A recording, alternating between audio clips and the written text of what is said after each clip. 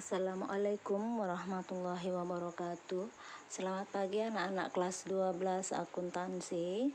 Berjumpa lagi bersama Ibu untuk pelajaran praktikum akuntansi manufaktur.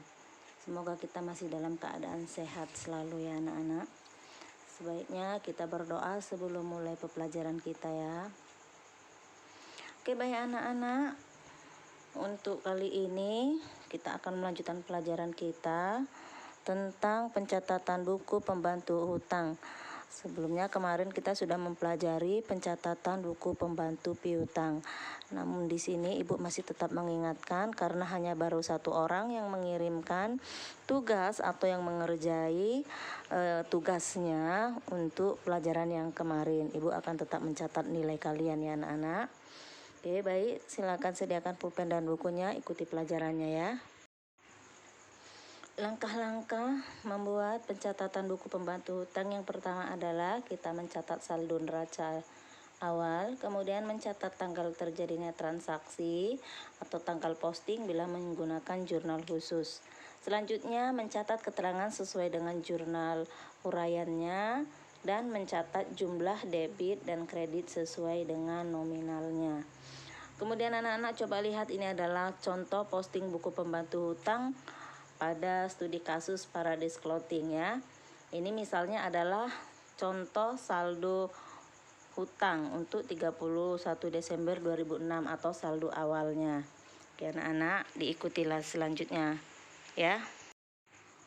Kemudian setelah ada saldo awal, kita harus memperhatikan jurnal pembelian ya, karena untuk buku pembantu utang itu dasarnya adalah adanya jurnal pembelian atau transaksi pembelian secara kredit. Ini adalah contoh jurnal pembelian dari perusahaan Paradise Clothing. Perhatikan ya anak-anak.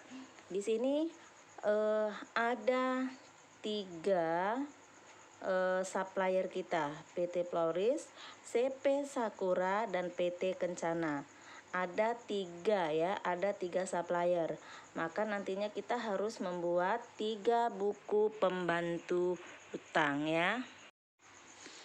Selanjutnya adanya jurnal pengeluaran kas ya. Kita perhatikan juga jurnal pengeluaran kas sebagai tanda mutasinya atau berkurangnya utang perusahaan atau utang daripada supplier kita.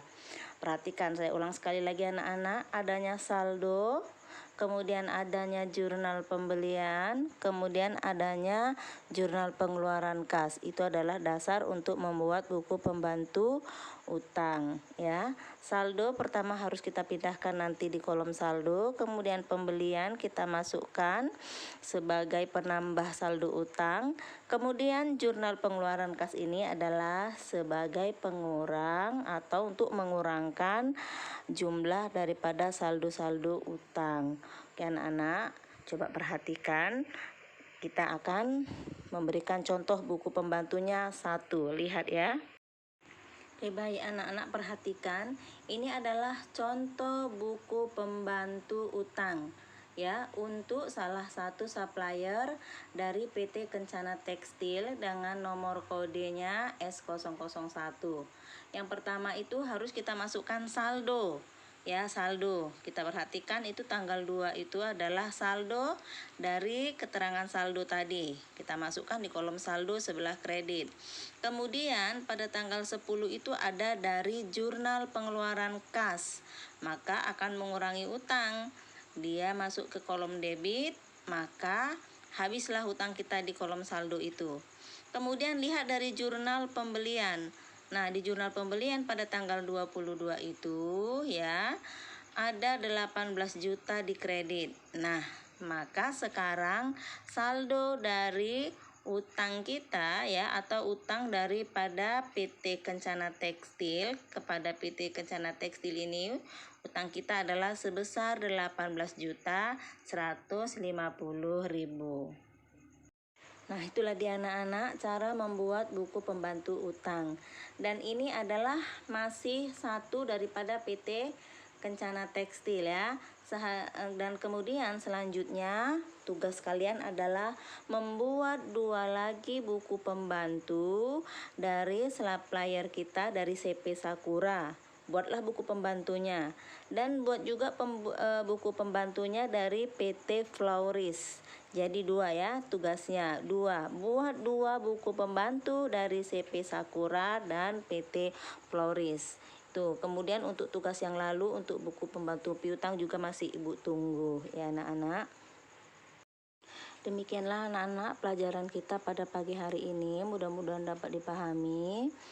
Kemudian jika ada pertanyaan silahkan di komen di video ini, kemudian atau chat WA pribadi Ibu ya. Selamat belajar, selamat pagi. Assalamualaikum warahmatullahi